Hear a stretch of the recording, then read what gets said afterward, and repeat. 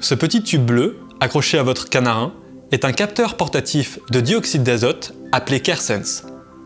Il réalise une mesure toutes les minutes, dispose de son propre afficheur, de son propre niveau de batterie et de son port de charge. Comme tous les autres capteurs, il faudra donc le laisser en charge lorsque c'est possible et le charger au moins une fois tous les jours. Voici le chargeur de CareSense. Vous pourrez l'identifier grâce à sa forme, grâce à la mention CarePol, mais surtout grâce à l'encoche présente sur le câble mini USB qui l'accompagne.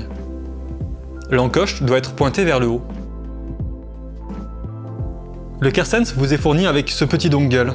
Le dongle a pour rôle d'être branché au port de charge du CareSense. Il sert uniquement à mettre le CareSense en veille. Démonstration. Le CareSense est actuellement en fonctionnement. L'écran est allumé.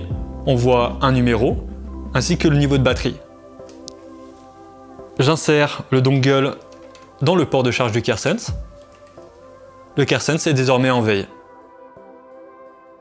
La batterie du CareSense ne doit jamais tomber à zéro. Dans le cas où la batterie tomberait à zéro, alors il y a un fort risque de perte de données. Ainsi, dans le cas où la batterie serait à un niveau très faible, et dans le cas où vous êtes dans l'impossibilité de mettre le CareSense en charge, alors il faut insérer ce petit dongle dans le CareSense. Le CareSense sera donc en veille et la batterie ne sera pas déchargée, elle ne tombera pas à zéro. Il vaut mieux avoir un CareSense en veille qui ne mesure plus, plutôt qu'un CareSense entièrement déchargé.